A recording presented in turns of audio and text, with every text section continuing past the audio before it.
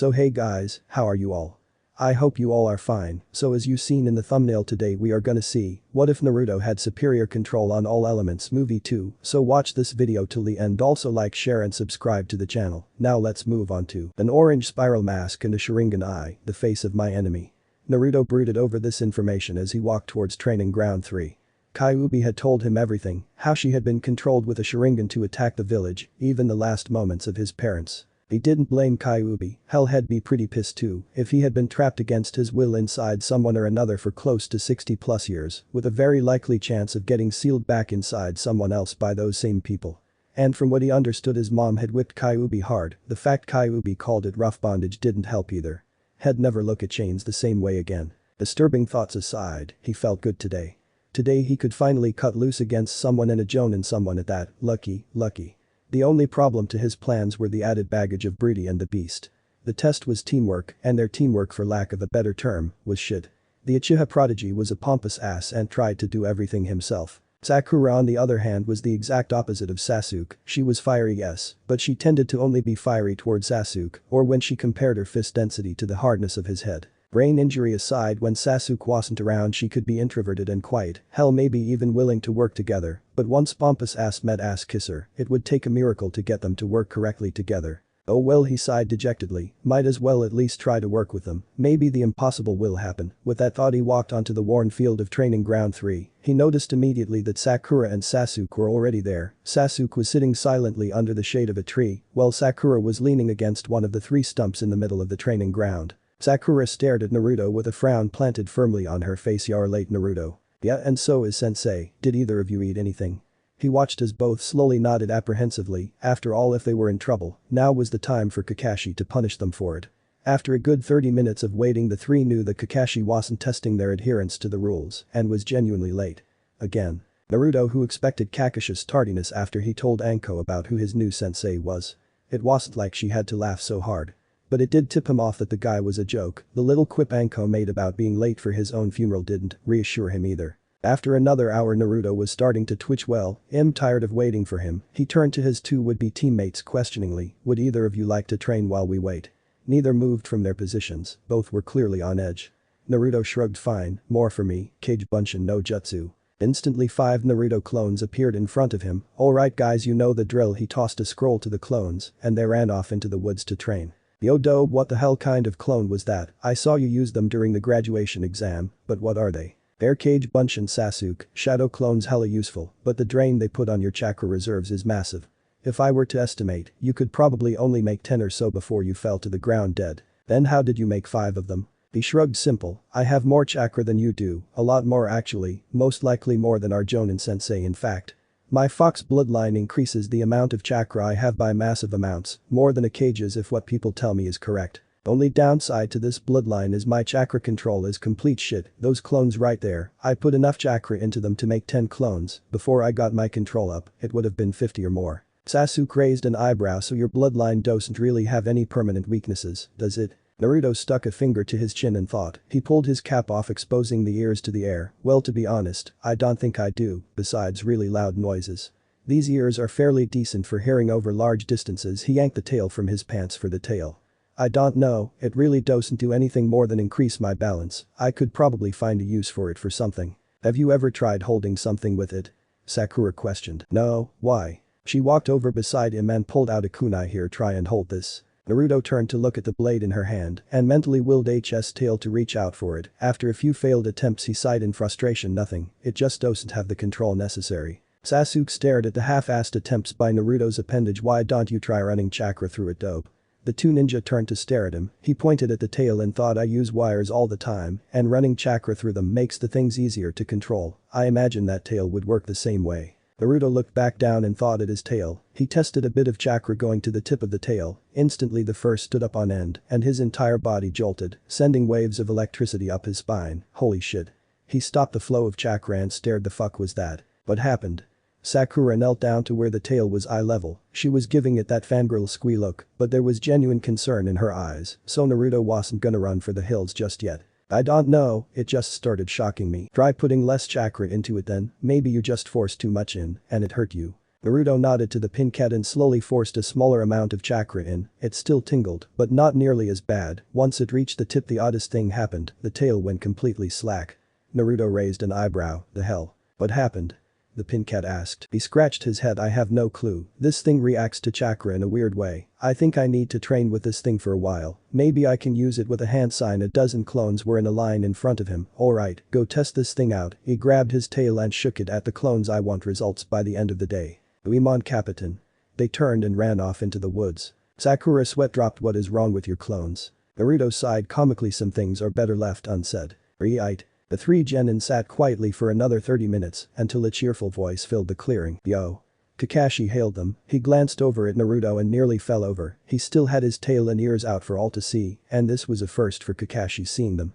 Interesting, I knew he had them, but it's just odd seeing things like that poking out of people. This may take some time to get used to. You're late.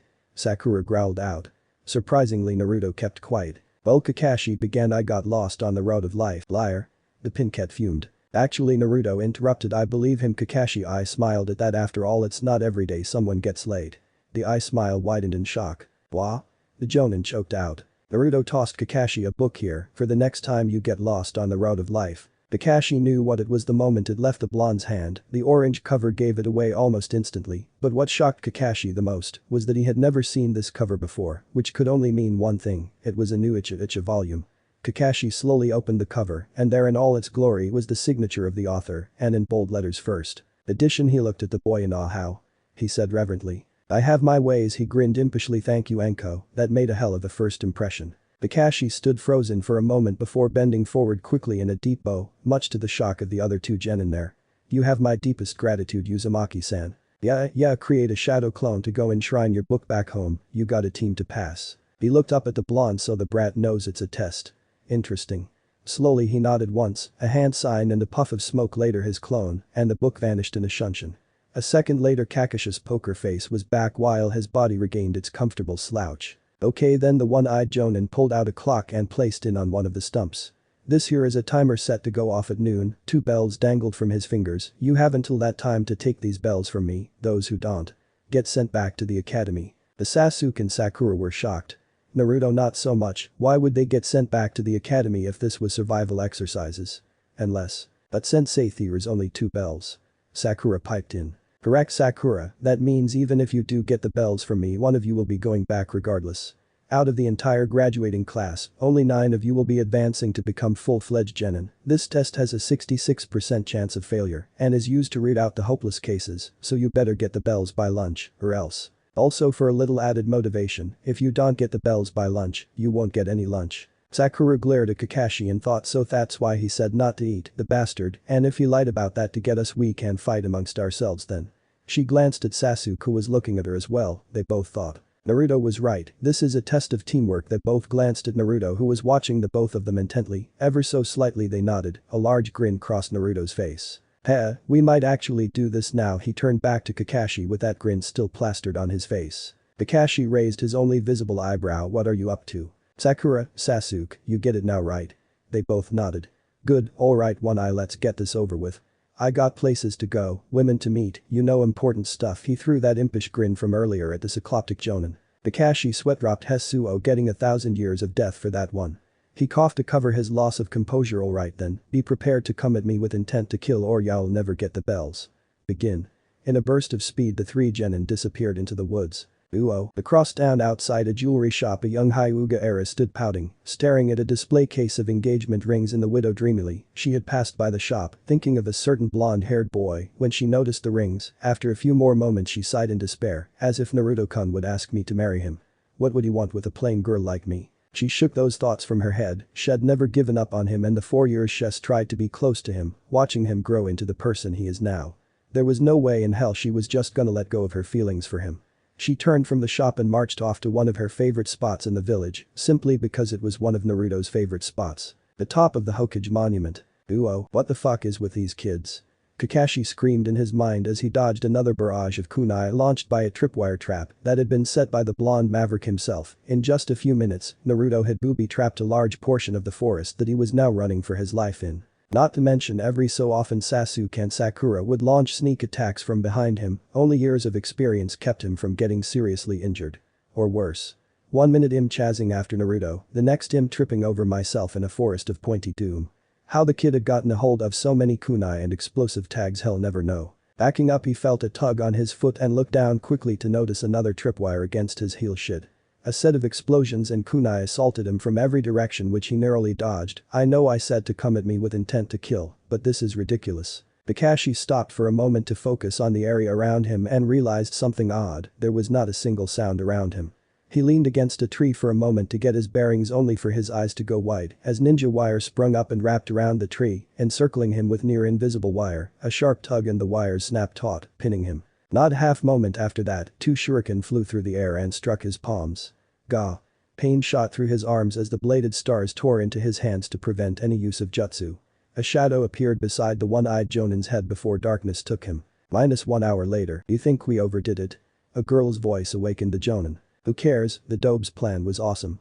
A gruff male voice who he pinpointed as Sasuke answered. Heh, I never knew you cared Sasuke, nice work on the wires by the way, and the same with the shuriken Sakura said, the current bane of the Jonin's existence. Ugh, trap master bastard, ah hell him tied up he mentally groaned, realizing he was tied to one of the training stumps of training ground 3. The irony of that wasn't lost on the cycloptic Jonin. I don't. You just had a good plan retorted the Uchiha to the blonde's taunting. And thanks. No shit the silver-haired Jonin groaned from the stump, a large black and blue welt on the visible side of his face right below his eye. Oh sensei you're awake. Sakura giggled happily. What the hell hit me? The Jonin asked. That would be the Uzumaki special said Uzumaki held up his left fist in front of his face, and his eyes gleamed menacingly. Kakashi sweat dropped, taken down by a punch. Ugh I'm never going to hear the end of this once this makes the rounds at the Jonin lounge. Should have used the Sharingan from the beginning damn it. By the way Sensei Naruto held up both bells in his hand, mission complete he handed one to Sasuke and one to Sakura and grinned proudly. So do we pass or what? Kakashi hung his head in despair, he had no choice, not only did they use more teamwork than had ever seen a Genin team use, they had beaten him as well. Hell they worked together like a well-oiled Chunin team, how that happened he'd never know, but in a way he was proud to have them as his team, if this was just a taste of what they could do now, yeah, you pass, I guess you figured out the meaning behind this test right. They nodded.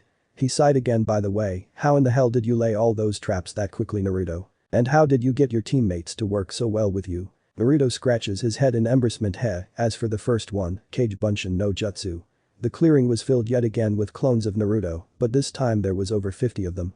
I can make dozens of shadow clones like it's nothing, these guys were setting up traps while you were stumbling through the first ones I set. Kakashi's face turned sour, he makes it sound like I'm a complete novice. His face straightened slightly in the teamwork. Simple, for Sakura I said it'd help her get the attention of Sasuke by helping her get stronger and keeping the other fangirls off of him. For Sasuke I said it'd help him get stronger as well as keeping a majority of his fangirls away. So you bribed them, basically. Kakashi sweat dropped again why am I not surprised? The ropes behind him snapped and he stood up, much to the surprise of the Genin. Okay then, since you passed, meet me here tomorrow for mission assignments and team training, Naruto. Naruto jumped at Kakashi's raised voice yeah. Since you seem so adamant about helping your teammates get stronger, yeah I'll be helping train them as well. Kakashi I smiled. That's getting back at me isn't he? The blonde's eyebrow twitched slightly in annoyance. Till tomorrow then, I have a makeout date with an ice pack. A swirl of leaves signified his departure as the rest of Team 7 left the training grounds, 2 of them heading home, the other heading to his most favorite spot in the village, the Hokage Monument. Uo. Hinata Hyuga sat silently watching the sunset in the west from the top of the Hokage Monument, the wind blowing gently through the trees, the slow shaking of the branches, creating a soothing soundtrack to the view. Oh Naruto. She sighed, staring at the pale orange sunset in despair, will I ever be able to catch your heart, will you ever notice me? The Hyuga era sighed again and looked longingly over the village, just one moment is all I need to tell you, but I just can't say it. Tears filled her pale eyes as a lump caught in her throat Naruto. Hinata. The Hyuga's eyes went wide, she turned sharply to see the embodiment of her love standing not 20 feet away. Naruto-kun, what are why you doing here? The pale-eyed girl's heart was about to tear a hole out of her chest, here he was the boy she had admired for years, the person who never gave up no matter how much hatred was thrown his way, the one who gave her courage and hope that she herself could overcome any obstacle, just standing there staring at her. It was almost too much for the girl. Naruto watched Hinata intently. He could hear the girl's heartbeat faster, and her breathing quickened. It was like she feared him, but the way she blushed and stuttered contradicted that. He had spent the past 4 years trying to understand what caused her to act this way around him, and so far he had no clue what the hell her problem was. Looking at her now, he felt this might be the only chance to figure it out. He had heard the last bit of what she was saying. She needed to tell him something, but what it was she felt she couldn't say. Now was the time to get her to say it. Hinata.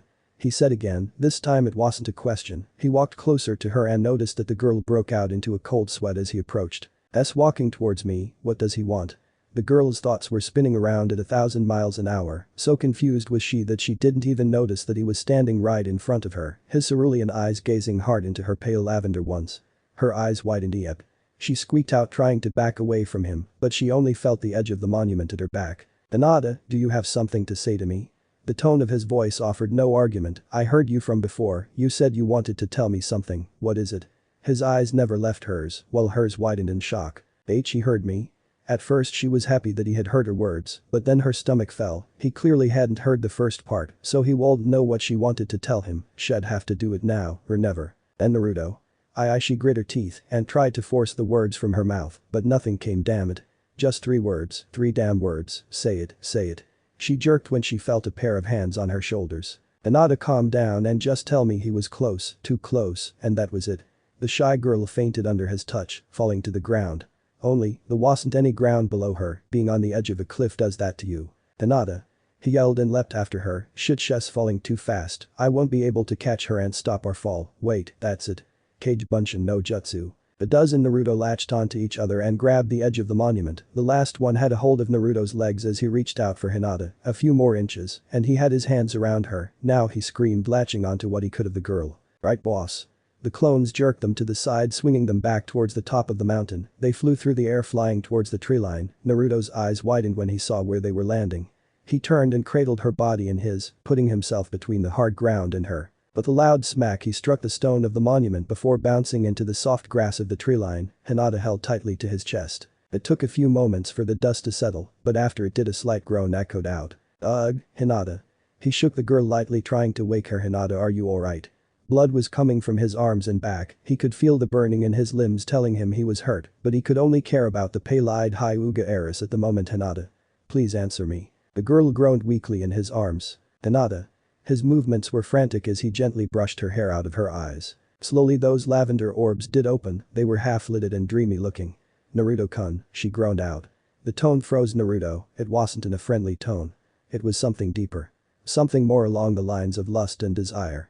Needless to say, it freaked him out. "Hinata, are you alright?" he asked timidly. Seemingly ignoring him, she drew closer, eyes still hazy. "Naruto-kun," she stressed, bringing her face closer and closer to his, making his eyes go wide. Wait, his protests were cut off when her lips met his. Slowly, oh so very slowly, her tongue slid gently along his lips. "Oh Kami, where did she learn to kiss like that?" His eyes were wide with shock. "Wait, why is she kissing me like that?" His thoughts were broke off with the kiss as Hinata pulled back, still in her own little world. Hinata's eyes closed contentedly. "This is the best dream ever. I just wish this could be real life," she thought quietly as she held what she thought was her imaginary crush.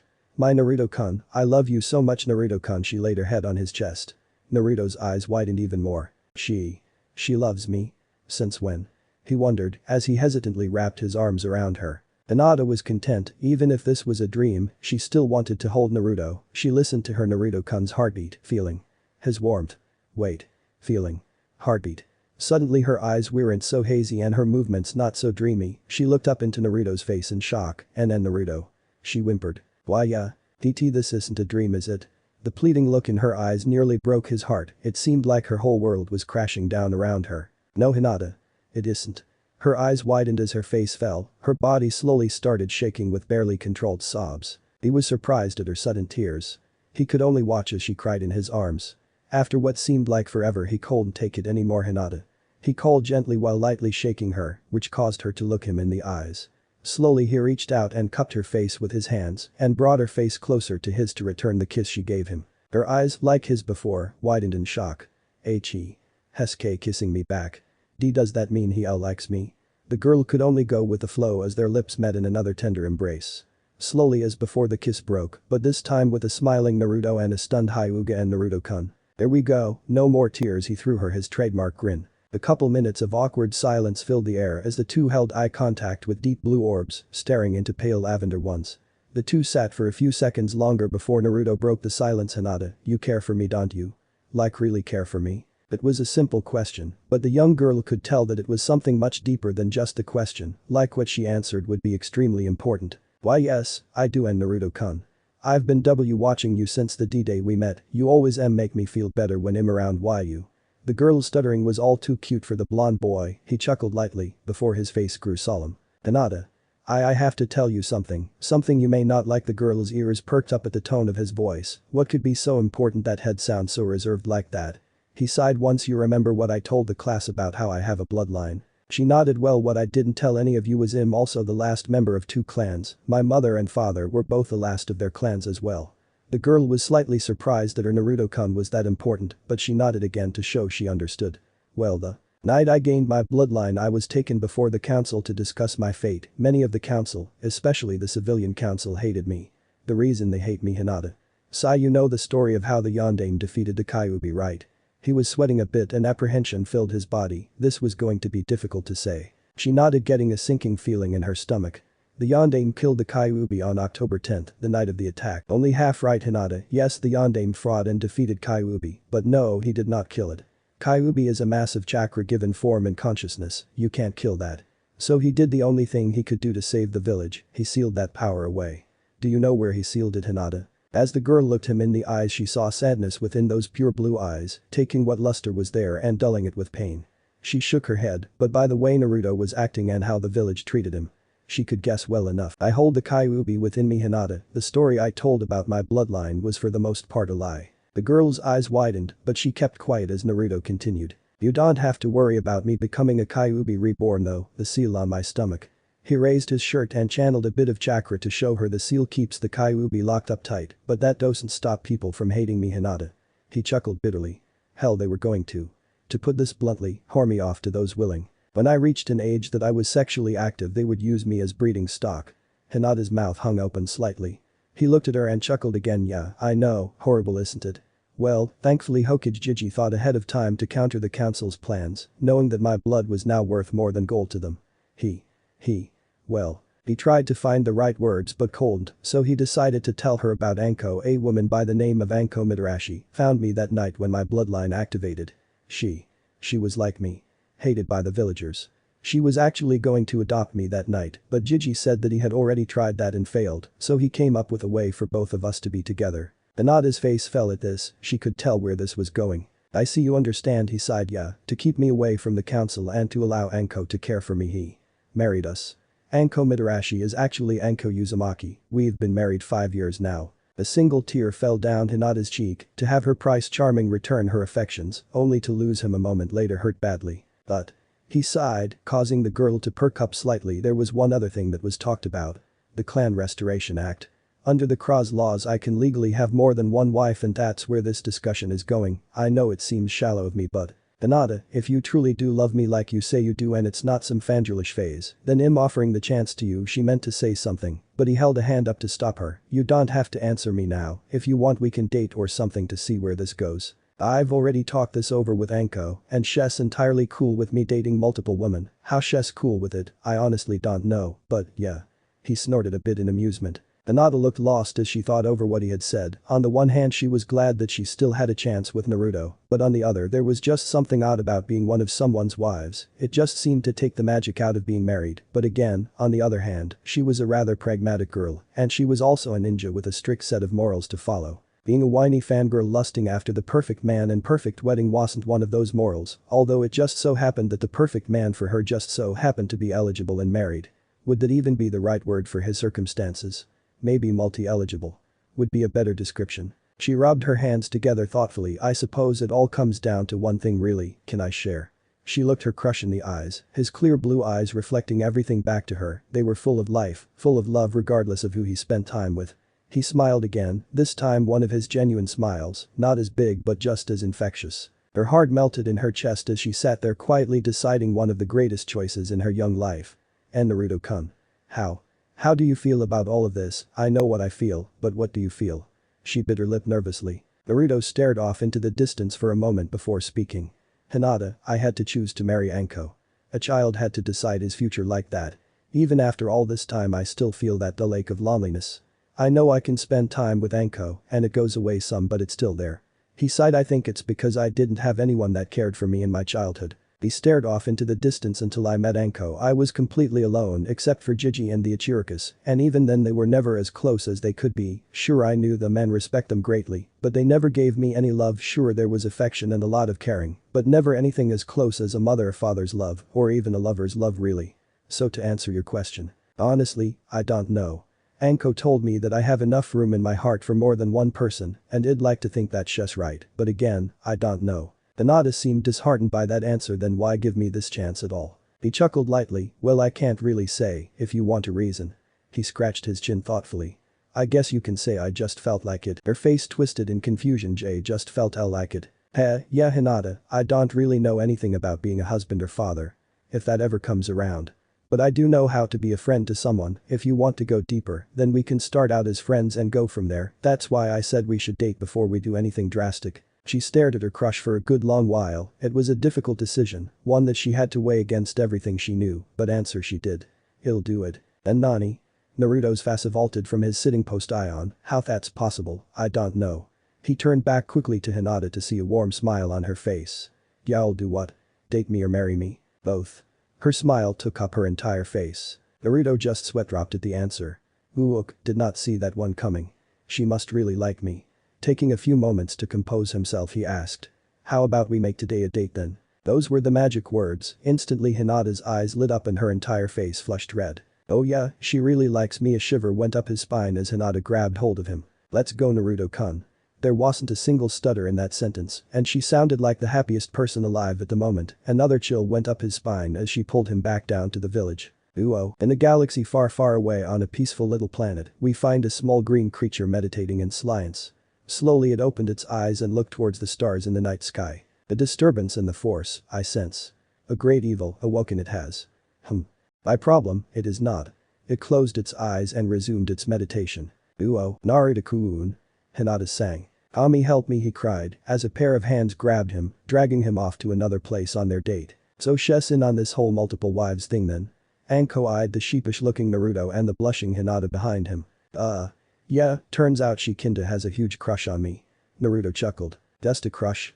Anko raised her eyebrow. Naruto scratched the back of his head nervously. The make out for almost an hour with tongue kind of crush. Said eyebrow disappeared into her hairline. Okay then. Anko stared at the blushing girl, who upon closer inspection, was rubbing her legs together suggestively, which made Anko's other eyebrow disappear.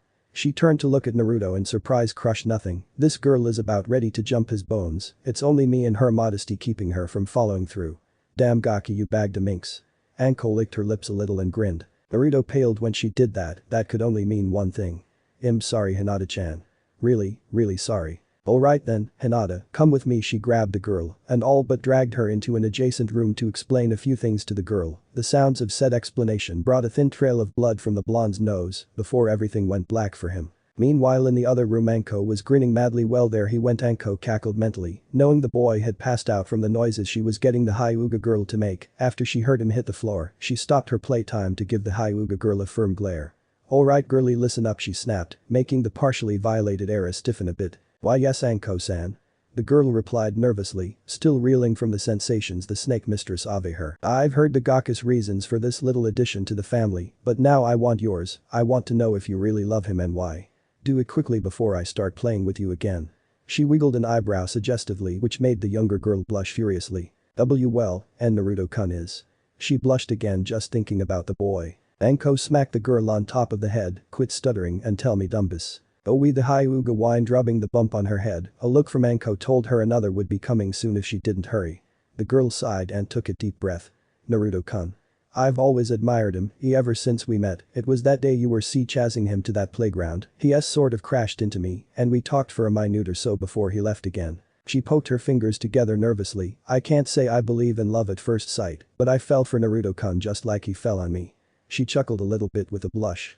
I've watched him for a long time now, and has always inspired me to be better myself. Just watching the training he goes through when by himself is amazing, and I can't help but admire him. The girl blushed again. It helps that so sexy with those ears and tail. She turned an even deeper scarlet when she admitted that, which caused a wide grin to cross Anko's face. So you love him then? The snake mistress prodded. Yes, Hinata nodded with every bit of my heart, but Anko smiled. That's all I needed to know. Hinata stared at Anko like she was crazy, which to be fair she kind of was. That's all? Yep, as long as you really love the Gaki, which from the sound and looks of it, you really, really do. Just don't hurt him and we won't have any problems. Hinata nodded, dumbly wondering just what the hell she had gotten herself into, only to realize that Anko was staring hungrily at the girl, who let out a little leap of fear, which made Anko look turn feral as she descended on her prey. The noises of which were heard all around the forest of death, making many of the native creatures look towards the tower and somehow or another being sentient enough to sweat drop at the noise, which by all rights should be happening there. The next day, training ground 3. Hello team. Kakashi hailed them. You're late. Came the annoyed reply. I smiled. Sorry about that, a black cat crossed my path, so I had to take another path. You do realize you could just shunch in here, right? Naruto deadpanned. But then where's the fun of the journey? Came the irritating reply, which made the three genin facepalm. Okay, fuck the explanations, let's just train and maybe stay sane enough to do a mission afterwards. Naruto growled. Oh, and just what kind of training do you want to do, Naruto? Kakashi looked questioningly at the blonde with his one good eye, not forgetting that little boast about him training his teammates yesterday. Naruto stared blankly at him, then turned to look at Sakura and Sasuke. He frowned for a moment, then snapped his fingers. Got it. Yo Kakashi, you mind if I teach Sakura and Sasuke about chakra natures? Kakashi pulled his icha out and waved dismissively at him. Sure, knock yourself out. Subtly though, he kept a keen eye on the boy, wondering just what he was up to. Naruto sighed and turned to his teammates. Alright you two, let's see what natures you both have. He pulled out a couple of pieces of paper and handed it to them. Channel your chakra into those slips of paper. They stared at him questioningly. Just do it. He sighed. They nodded and sent chakra into the paper. Sakura's paper soaked with a corner of the paper crumbled into dust, Sasuke's on the other hand crumpled with a large corner catching fire. Both dropped fire slips in shock, much like Naruto had his first time. Alright, looks like Sakura is a water element with an earth sub. Sasuke is a lightning element with a fire sub. Naruto nodded to himself, already coming up with a decent training exercise. Alright, I got something. Naruto pulled out his water bottle and tossed it to the pincat. Alright Sakura, for you, I want you to use your chakra to try and spin the water around in that bottle. Once you can get the water spinning at a decent speed, it'll show you the next step. He glanced at the Uchiha. Sasuke, do you have a pair of kunai on you? Sasuke nodded and produced a number of kunai. Alright, now what I want you to do is hold those two kunai with the tips almost touching each other, and I want you to force chakra into one of the kunai. Then, try and arc your chakra from one blade tip to the other. If you both complete this exercise, you'll have already attained a small mastery over your main element. After you've gained a mastery over that element, it'll help you work with your secondary element. Hey Naruto. Yes Sakura. How do you know all of this stuff? I've only read bits of elemental training, but… She looked at him, diverting her attention between him and the bottle of water. Already the water inside was slowly starting to spin. He snorted. It's quite simple really.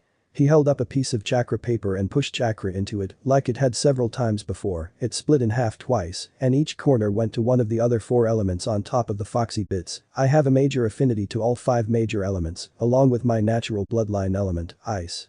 He flew through several hand signs. Then brought a hand to his mouth. Water release. Miserapa. A small rush of water flew from his mouth and landed in a puddle nearby. Going through several other seals, he brought his hand down on the edge of the water. Ice release.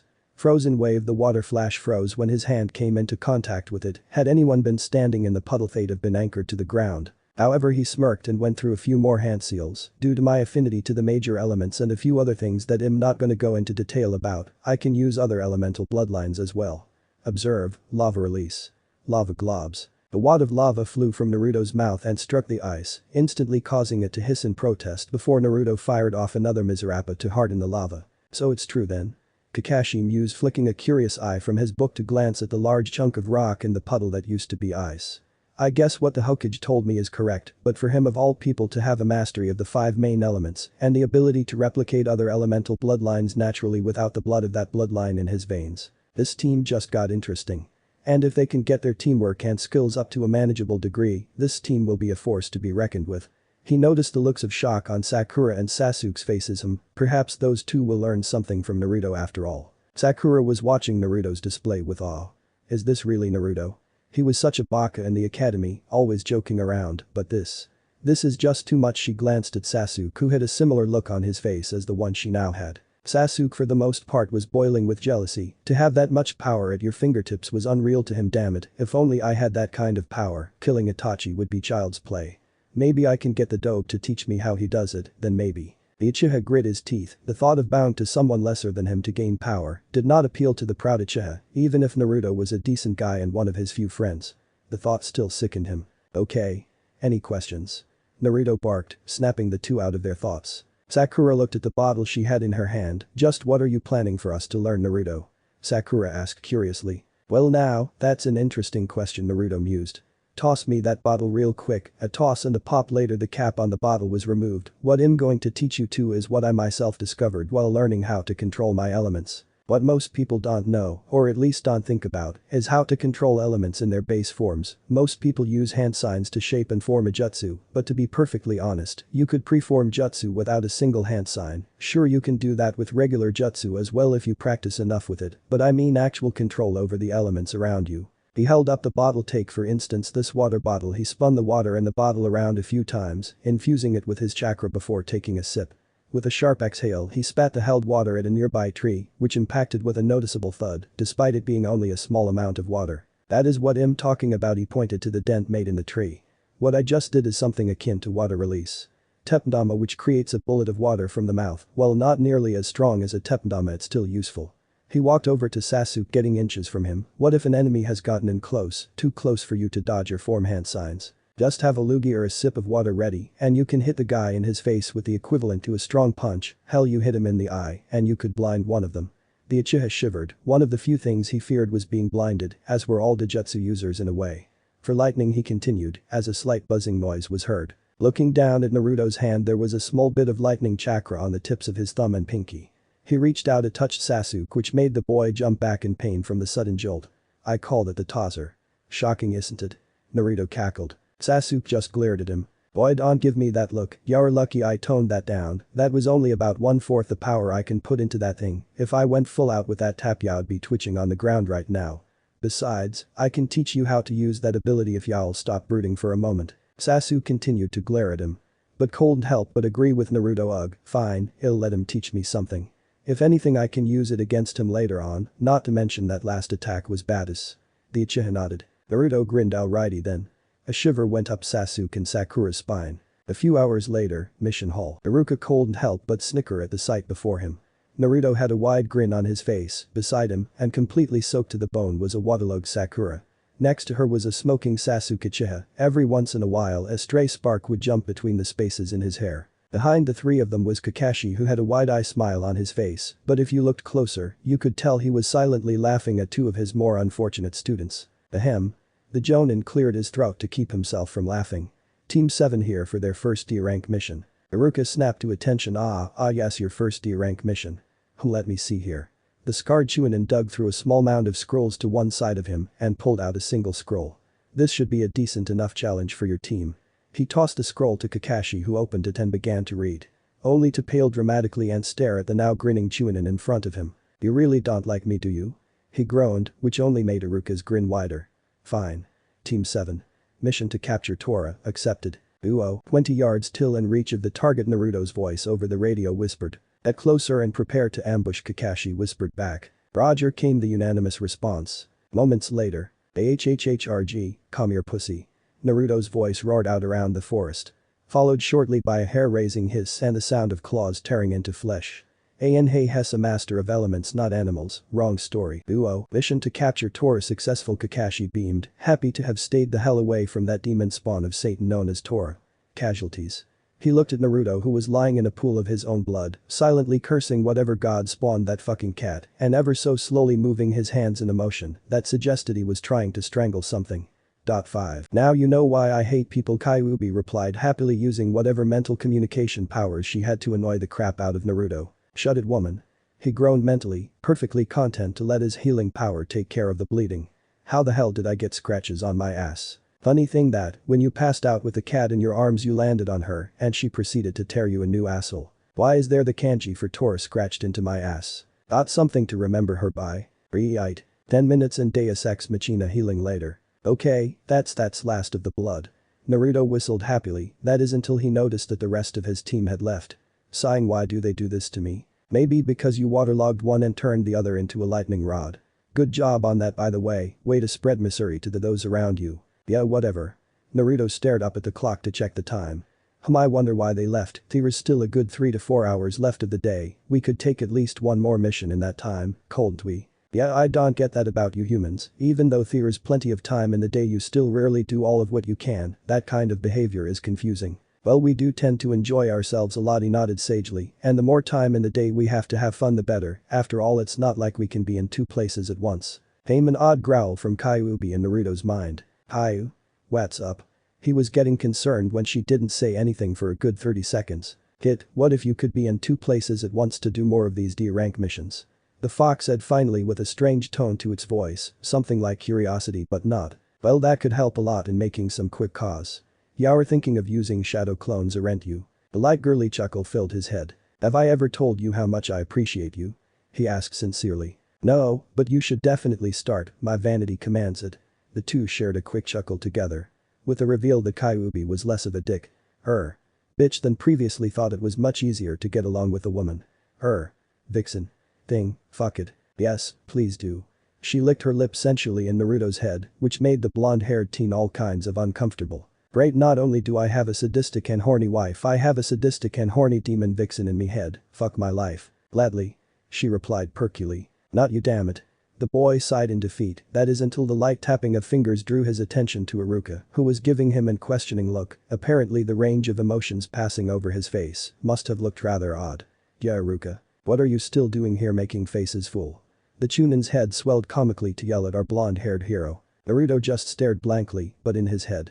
Crikey, here we see the big head jutsu in its natural environment, what a beautiful and dangerous creature.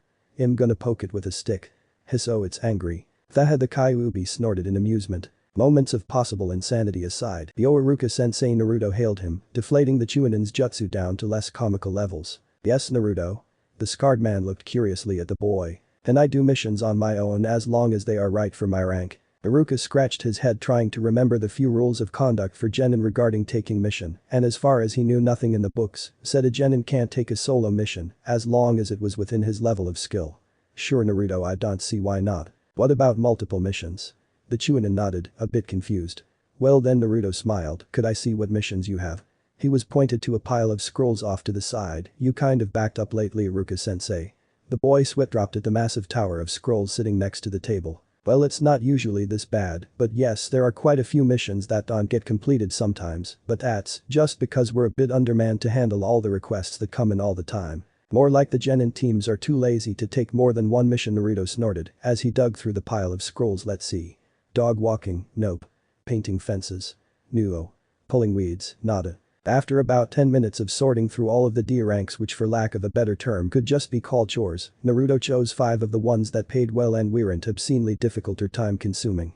He thumped the small pile down on the table, which brought a raised eyebrow from Iruka. You sure you want to take this many, Naruto?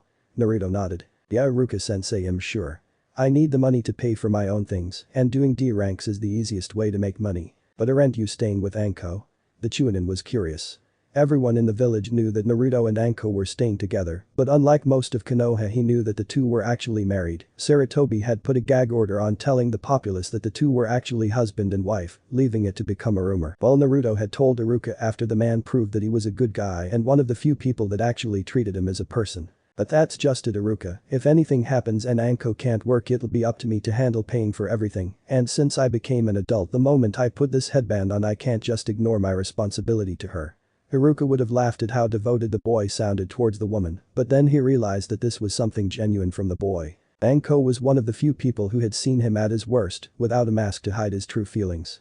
Her, along with Sarutobi the Ichirikus and himself, were the only people to truly accept him, so this was a touchy subject for the blonde. I understand, he sighed, you know you're a lot like me, Naruto. I had to take care of myself too, though I was a bit older than you when I started. He grinned and rubbed his nose in embarrassment. If you need any help or advice, you know who to ask. I can ask you about anything. Anything? Naruto got a devious smile on his face. Oh, then can I ask you all about that then? Iruka turned beet red. He knew exactly what Naruto was referring to, but he wasn't gonna give the genin the satisfaction to know he was getting to the scarred man. Ah, get out of here, Anko's crazy is starting to rub off on you. Iruka huffed, marking the scrolls down and placing them on the desk in front of him. That's not all she's rubbing off. He cackled madly as he grabbed his scrolls and ran out the door, leaving a sputtering Aruka in his dust. Aruka facepalmed. Better make that facetist. Actually, better make that both at the same time. Ouch. Ooh-oh. Ah, that was refreshing, Naruto chuckled as he put as much distance between himself and the mission hall. Hey, even I have to admit that was pretty devious of you, kid. The look on his face was priceless. Oh, this is just the beginning. The prank king of Konoha has just gotten started, muhahaha. As much as I enjoy your semi-decent into evil, why did you choose those 5 missions, kid? They weren't anything that special when you looked at them, aside from the fact that they're easy and pay well. You seem to put a lot of thought into them. Naruto grabbed one of the scrolls and opened it. It was a part-time job at a bakery to handle the oven in the kitchen. What in this scroll looks like it would interest me? You could almost see the fox woman's eyebrows scrunched together as she examined the mission, then a smile spread across her face. This is training, isn't it? Every one of these missions has something to do with the 5 main elements. Got it in one. He grinned. Helping at a power plant will allow me to work on what lightning jutsu I have. Working the oven at the bakery, which just so happens to be a wood-burning oven, will help my fire jutsu. Picking up trash by the river will help with my water jutsu. Clearing a field of rocks for earth jutsu and helping repair the windmills around town will help with wind. I gotta hand it to ya, only you would think to turn chores into training. Naruto shook his head. Nah, this wasn't my idea. To be honest, these jobs were originally used for exactly what I'm using them for, training. Back in the old days they were used to promote teamwork and act as a form of training. Clearing a field of stones could easily be a physical exercise. Working the ovens would increase your tolerances to harsh temperatures like you'd find in wind country. Knowing how a power plant functions could give you valuable info on how to sabotage one in an enemy village, thus causing panic and confusion, along with giving an invading squad a much-needed advantage by allowing them to do their mission under cover of complete darkness. So you see, D ranks when used properly are invaluable to a shinobi in training. And just who came up with this method of training? Naruto cracked a grin. The first Hokage, of course. How nice. The fox replied blandly. The man who first imprisoned me and his wife is also the one who'd give my newest container a great way to train in using powers indirectly gained from me. Naruto chuckled. The irony of the situation was not lost on me either. Whatever, let's just get this over with. I'm feeling a bit uncomfortable with you leaving Hinata with Anko. There was clear agitation in her voice. Concerned? Really? The raised brow showed his confusion. Just why would the fox care about someone other than itself? Unlike you, I know exactly what she is capable of, not to mention that Hyuga girl is going to be your mate, kid, and by extension mine, and I don't want that snake woman violating her beyond what is acceptable, at least until you can get a hold of her. A barely controlled feeling of revulsion ran down Naruto's spine. There are levels of acceptable violation. Do I want to know? There are 3, and until you are married to her. No. Okay then. As he proceeded to forget that conversation ever happened. So you think you're ready for a C-rank mission, do you? The third mused as he stared at the irritated faces of Team 7. Surprisingly, Naruto was fairly calm about the whole situation. Apparently he didn't mind D ranks that much since his clones take care of most of the work. The third had noticed this while checking on Naruto through his crystal ball, to the stunned surprise of the aged Cage. That, and Sarutobi knew the kid must be loaded right now, had already done well over 150 D ranks that month, 5 to 6 per day, and at roughly 5,000 Ryo per mission, the kid was more than well off.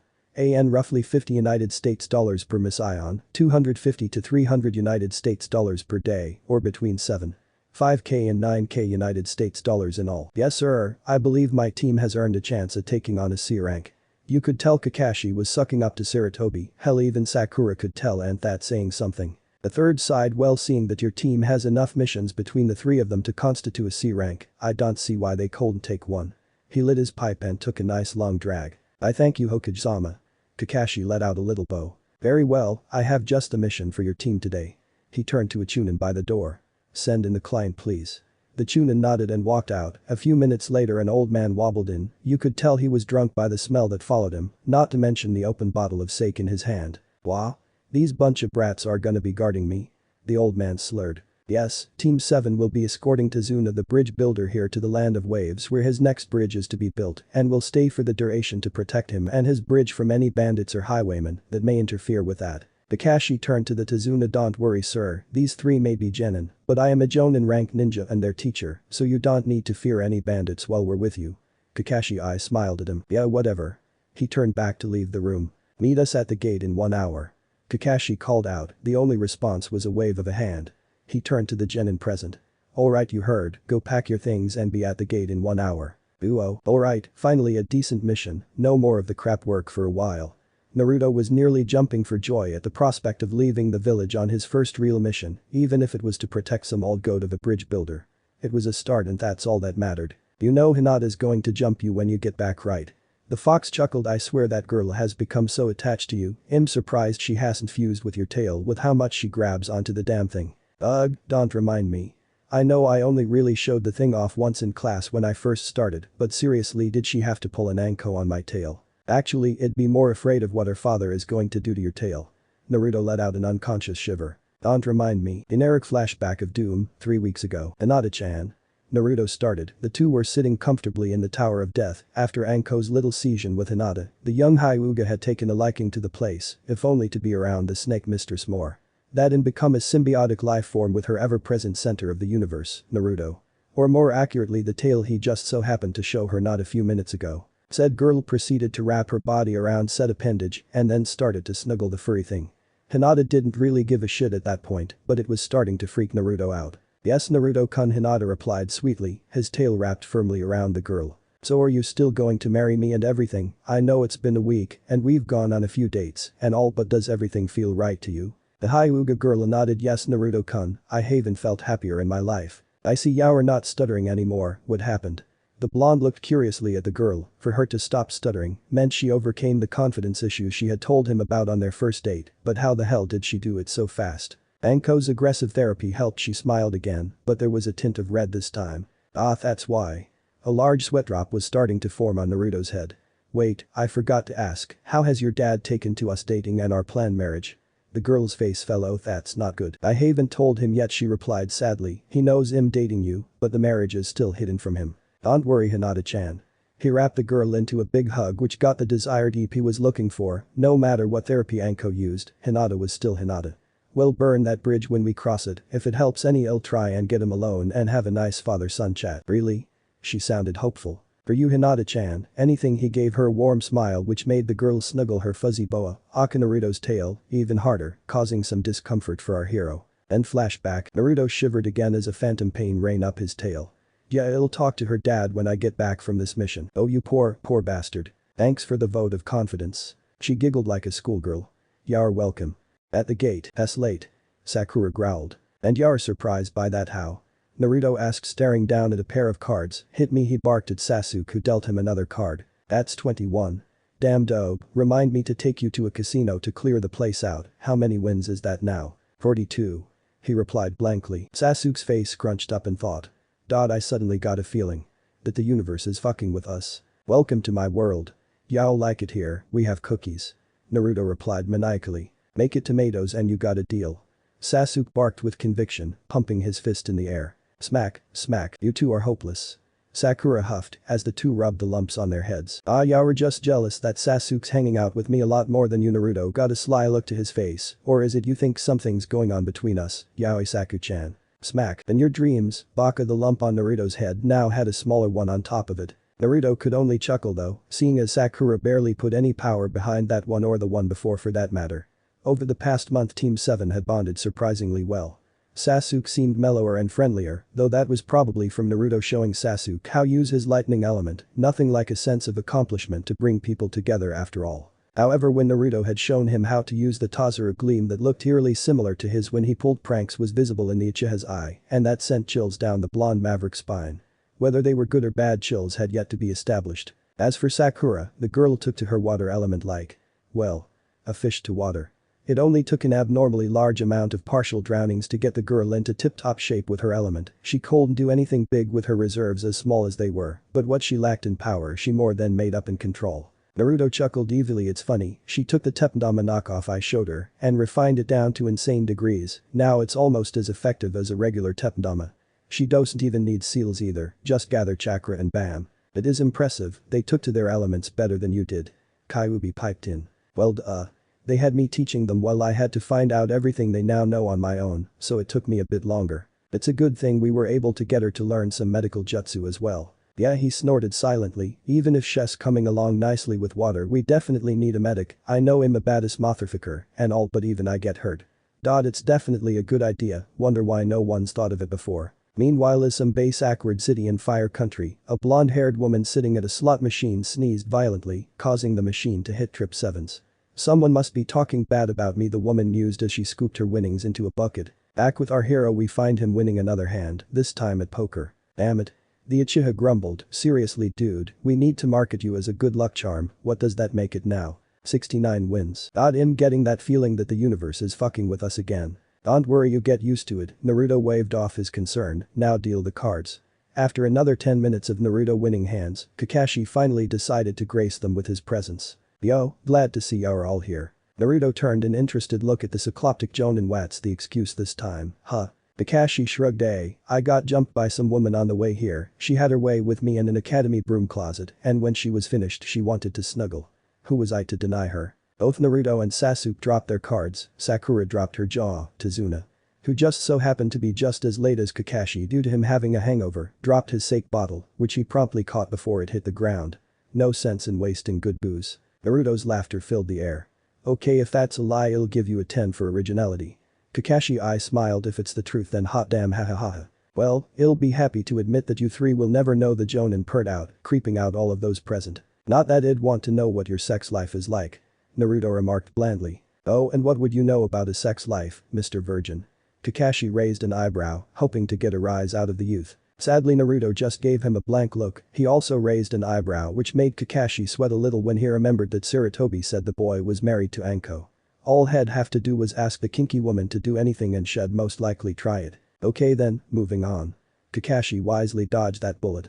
Are all of you packed? He glanced between his three students, his gaze finally landing on Naruto, who didn't have a pack on. Naruto, where is your pack? In response, Naruto pulled a scroll out of his back pocket. Sealed up tight in this scroll, sensei. He flipped the scroll once before pocketing it. You know how to make storage scrolls? Kakashi sounded surprised and genuinely interested. Yeah, I've dabbled in the sealing arts here and there.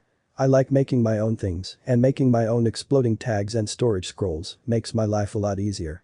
He grinned, hoping Kakashi would drop the subject. Alright Naruto, just don't try to learn anything that is out of your range, I don't want you accidentally ripping a part of your soul out or blowing up half of Konoha, just be extremely careful in what you do, one wrong line can destroy a lot more than it can create. Yes sensei, I take every precaution when I'm practicing seals, I even use shadow clones to do the seal, so I don't get caught up in anything if something goes wrong. But, yeah, I smiled. Now let's get going. He turned away from Naruto, not catching the slight sigh of relief Naruto let out. He didn't need to know how much he knew about seals, or the real reason why he was studying them. Ooh, hey Kakashi-sensei, how long till we get to Wave Country anyway?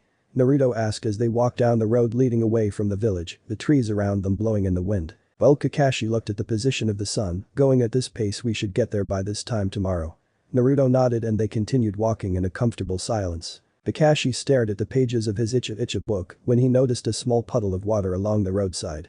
In the middle of a sunny day when it hadn't rained for weeks. That's not suspicious or anything, by the feel of it, to Midchunin. Let's see how much they've improved.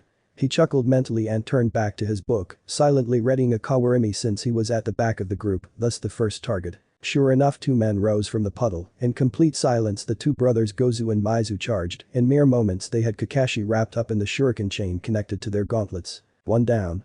Gozu growled, yanking the chain, and in a fountain of blood and gore, bits of what was left of Kakashi hit the ground in a wet puddle. Four more. Maizu growled back. Kakashi-sensei.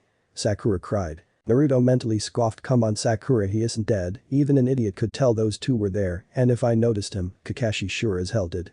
He didn't have time to tell the girl that his Gumzu was getting too close for comfort, flipping through a couple hand seals he slapped a hand on the ground. Earth release. Earth flow spears, he yelled, as several spikes rushed up from the ground, pinning the chain that connected the brothers with lances of stone. The two were jerked off their feet as the chain snapped taut, slamming them to the ground in a heap. Cut it. Maizu grunted as the two released the chain from their gauntlets. I got the bridge builder. He got to his feet and rushed forward, clawed gauntlet leading.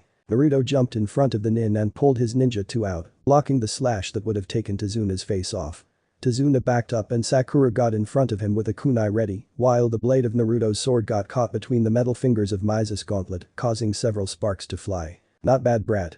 Maizu chuckled as he grabbed hold of Naruto's blade and yanked the weapon out of his hands, but not good enough. He threw the blade away and took another slash at the blonde, who ducked aside and leapt away from him, flashing a single hand seal as the demon brother chased after him. Earth release. Earth flow river. He tucked into a roll as he struck the ground. A pool of slick mud formed right behind him which the charging man called to void. As Mizu slid through the brown goo he fell back, not having any traction in the soft mud. Naruto quickly got back to his feet going through a few more seals as he clapped his hands together would release.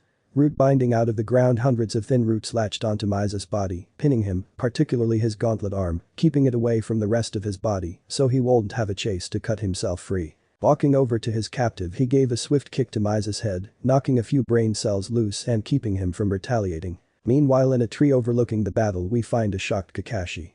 He can use Mokuton as well. Interesting.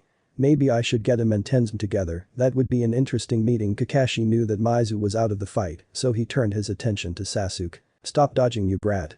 Mizu yelled angrily, as each of his swipes with the clawed gauntlet flew harmlessly wide, a smirking Uchiha dodging each attack. Not a chance bonehead. He got within Mizu's guard and a loud buzzing noise was heard. Mizu looked down and noticed a small bit of chakra on the boy's pinky and thumb. What the hell is th? His question was cut off as the digits made contact and a harsh jolt of electricity surged through his body, causing a total loss of muscle control. He slumped bonelessly to the ground, gurgling out obscenities at the Uchiha brat. I have got to thank Naruto for that was awesome. A rare grin crossed Sasuke's features, marveling at what his new toy could do. He tied up Mizu and walked over to Naruto, who was looking through Mizu's equipment. To the ire of the man in question, who was throwing ever curse he knew at the wood-manipulating bastard. As he put it. Everybody alright? He asked as he glanced over at Sakura who was still guarding Tazuna. Sakura nodded yeah, but what about Kakashi-sensei? Yo. Kakashi hailed, appearing behind them in a puff of smoke. Is an asshole. Naruto finished for her. Kakashi sweat dropped, coughing to cover it. Good job team. Now that those two are taken care of. He turned a pointed look at Tazuna who looked nervous. Just what haven't you told us, Tazuna-san? And don't try to lie, I heard those two. He pierced the man with a heavy glare.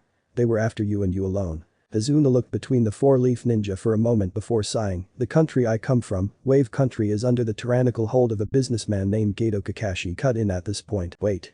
Gato?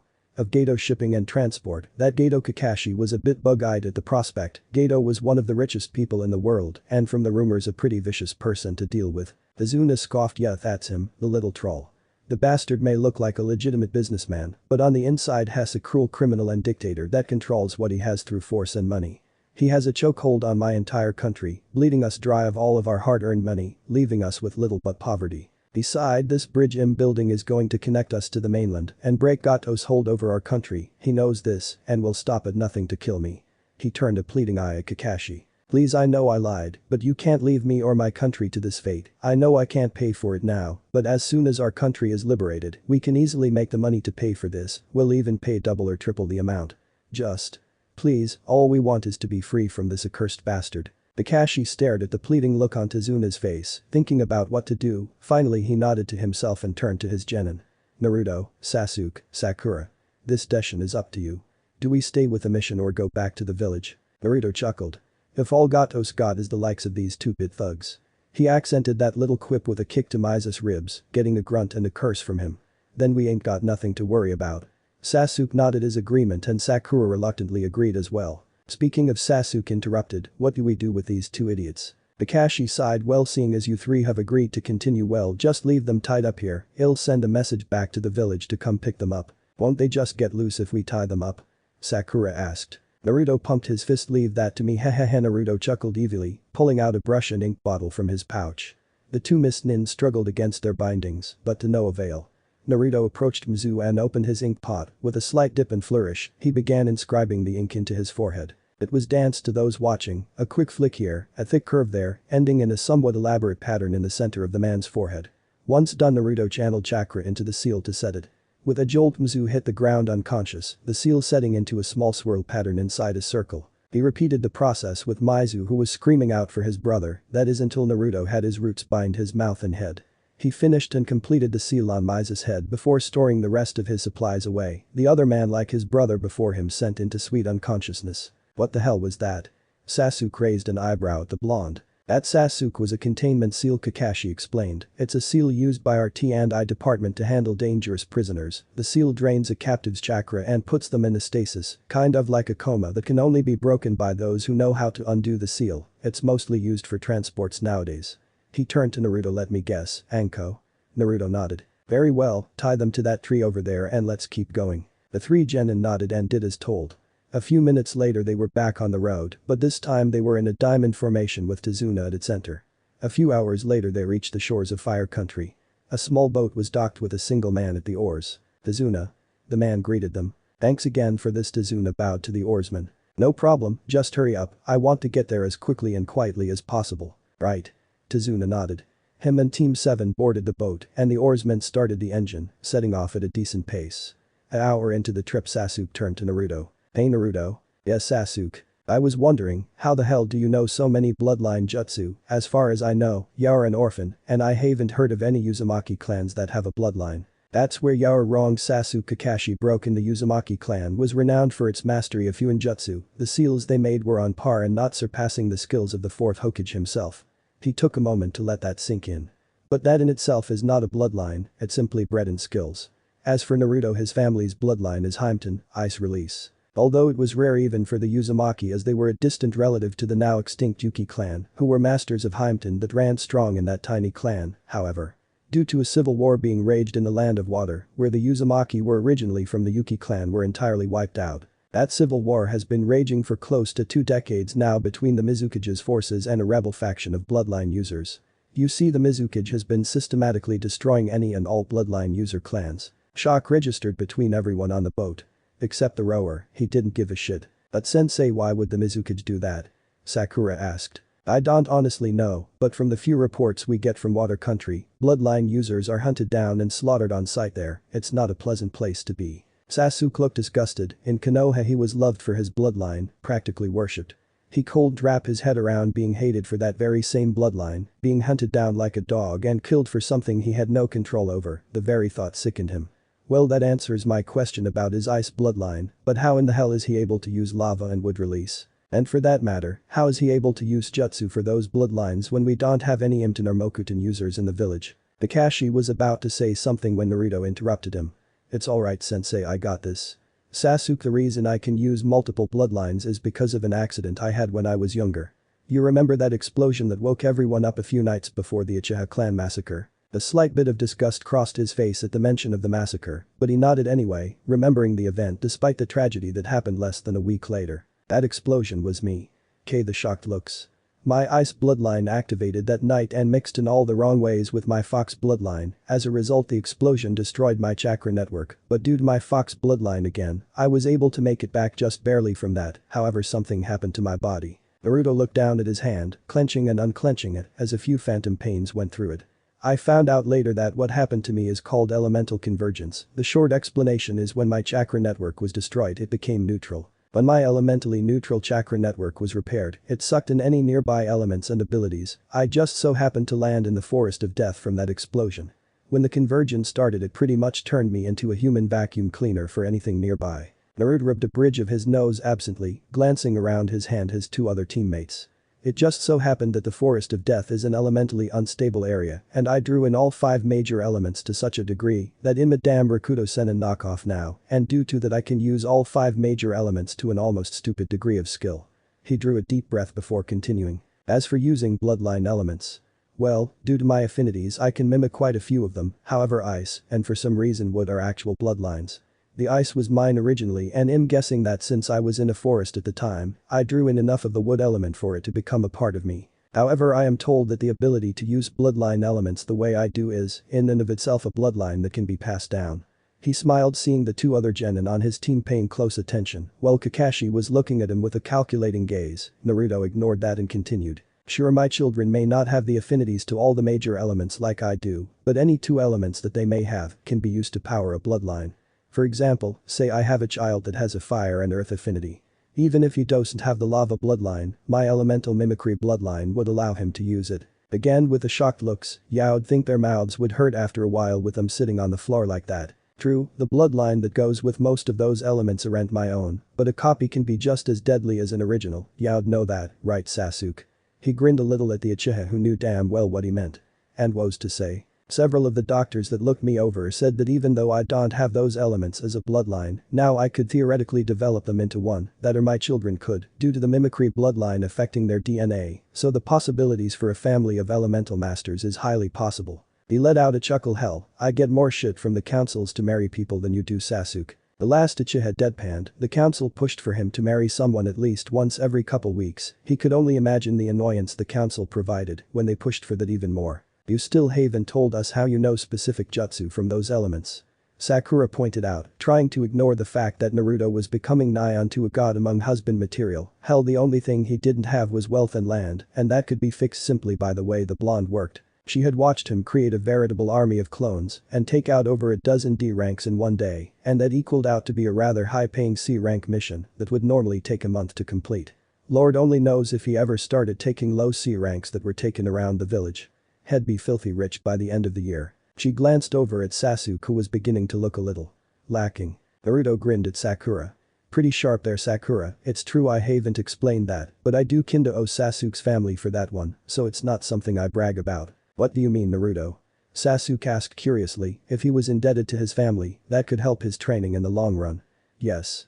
Sweet blackmail. Well, for one thing, your family has been around for a long time and their jutsu library is massive. They even include the jutsu of other bloodline users. Even though they cold use them themselves, they still cataloged everything so they know what they're fighting.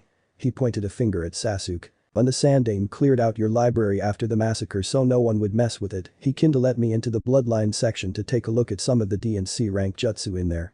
On top of that, a few of the jutsu I've used I came up with on my own, just figuring out how to manipulate that element in various ways. Honestly, it's not hard coming up with new jutsu. The others on the boat looked at him like he was retarded. Here he was talking about creating new techniques like he was talking about the weather, like it was nothing. What? Only silence answered him. 20 minutes later, here the boatman grunted out, having switched out the outboard motor to a oar earlier so they could sneak into wave country under cover of mist. The boat made dock next to an abandoned building, dropping its passengers off. I can't thank you enough. Tazuna bowed to the rower, who nodded in return. Just finished that bridge, Tazuna sent, that's all the thanks I need. The man paddled the boat back out into the mist, the four on land losing track of him as he disappeared from view. We better get going, Tazuna grunted. My house isn't far from here. He made his way onto a path nearby that led further inland. Kakashi meanwhile was tense. Those last guys were Chunin rank ninja. If we're up against Gato, then Hess going to send someone much stronger, probably a Jonin level nin. Need to keep my senses open. Naruto interrupted his thoughts when he slowed down a bit to bring himself closer to Kakashi. Don't worry, Kakashi-sensei, I got my ears and nose tuned to the area around us. If someone's coming, I'll let you know. It wasn't more than a whisper, but it set Kakashi at ease, at least a little bit. They walked in silence for an hour, until Naruto twitched slightly, flicking a shuriken into the bushes to his left. What is it, Naruto? Kakashi spoke quickly. Anything that would get the boy to act like that with his heightened senses was something dangerous. Naruto was silent as he walked into the bushes and pulled out a snow hare who had nearly pissed itself in terror. A shuriken lodged in a tree only an inch above its head. Sakura and Tazuna relaxed, but Naruto was on edge. On closer inspection of the rabbit, Kakashi was too. They're coming, was all Kakashi said, which sent everyone on edge. What do you mean? Sasuke asked. Naruto kept his senses honed on his surroundings. It's summer, Sasuke. This rabbit still has its winter fur. That means it was kept inside out of sunlight. This is a pet, and whoever its owner is. They're nearby, Sasuke finished. He ground his teeth and pulled out a kunai, readying himself for anything. Well, almost anything. Get down. Naruto yelled as he grabbed Tazuna and Sakura and pulled them to the ground. Kakashi grabbed Sasuke and yanked him down as a large blade whistled overhead, slamming blade first into a tree. Nearly downing the poor plant as a man landed on the sword's handle. Well. A bunch of genin out on mission, the man chuckled darkly. Naruto looked the guy up and down. The guy wasn't wearing a shirt, so you could see he was built like a brick shithouse. The ninja wore a dark pair of pants with snow camo, arm and leg warmers, had his face covered in bandages, and a kiri headband tied up on top of his head, with a symbol scratched through signifying him as a missing nin. All in all, he looked like a badass, especially standing on his sword like that, as Zanbatsu if memory served. Kakashi glared at the man. Your reputation precedes you, Zabuza Mamachi, demon of the mist. And you yours, copycat Kakashi. Zabuza chuckled again. What do you want, Zabuza? Kakashi demanded. By the bridge builder, of course. He pointed to the man in question, who was busy making himself as small as possible under the missing nin's cold glare. Hand him over and we won't have a problem. Kakashi walked into his line of sight, taking the brunt of the killing intent being directed at the old man. Sorry, Zabuza, but our mission is to protect Tazuna. You want him, you go through me. He laughed. I was hoping you'd say that. As he yanked his sword out of the tree and landed on the pond nearby. You three stay behind me and protect Tazuna in a manji formation. This man is way beyond any of you. Looks like he'll have to go all out on this one. Kakashi reached up to his headband. Oh, using the Sharingan already? Flattered. Sharingan. Sasuke thought, shocked by this revelation. Be careful, has coming. Breaking Sasuke out of his thoughts. The three genin tensed, preparing for a fight. To the death if necessary. Zabuza jumped back and landed on a small pond and began weaving hand seals. Water release. Kurigakur no jutsu. A mist rose up from the water and smothered the area, choking out all sight. Be careful, you three. Zabuza is a master of silent killing. He doesn't need to see you to kill you in this mist. Be prepared for anything and keep your senses focused. Oh ho, so you do have some experience fighting blind, Kakashi. Zabuza's voice echoed around them. 8 points. Larynx, spine, lungs, liver, jugular, subclavian artery, kidneys, heart. Which one shall I attack? A chill went up two of the three genins and Tizuna's spine. Naruto, however, had a look of amusement on his face. So is that a question directed at us? Can we choose which one you strike? You could almost hear the man in the mist vault. Zabuza's voice sounded as if he couldn't believe what the genin had said. Kakashi, is that student of yours retarded?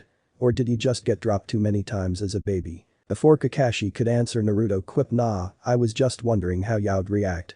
And from the looks of things you don't get many people as crazy as I am.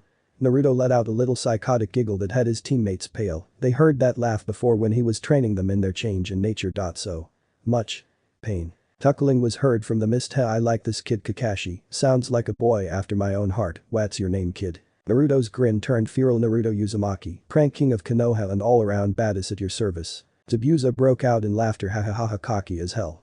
Yeah, this kid's a winner in my book. I might actually let you live after I kill all your friends. No promises though. Yeah, heard that line before, let's just do this shit. Naruto grunted since Kyuubi made that threat before, with the same result, the results being fucking all. Impatient as well, I see, very well. The three genin and one jonin tensed as the mist thickened. Naruto looked around quickly. This isn't good, I can't see a foot in front of my face. The mist was getting even thicker as he thought, this damn it, we need an out and quick. Naruto. Kakashi whispered harshly. Flare your chakra, make it wind-natured. Naruto nodded and got into a horse stance, crouched with his legs spread slightly. He brought his hands into a hand seal. Slowly a circle of bright blue energy surrounded him. He forced as much chakra as he could into the pulse. As the force of the chakra pushed the mist aside, almost like a wave the mist parted, revealing Zabuza a dozen feet away with a shocked expression on his face. How the hell, he gasped. What part of all-around badass didn't you get? Naruto gasped, the strain of forcing that much chakra out draining him more than he had liked. Well, I guess I do this the old-fashioned way. He pulled his sword over his shoulder and rushed to Zuna, only to be stopped by Kakashi, who blocked his overhead slash with a kunai. No chance, Zabuza, he grunted, pushing against the heavy blade. I won't let you hurt my students or my client. Well, it's not like you have a choice, he replied, hopping back for another slice. The two clashed, trading deadly blows.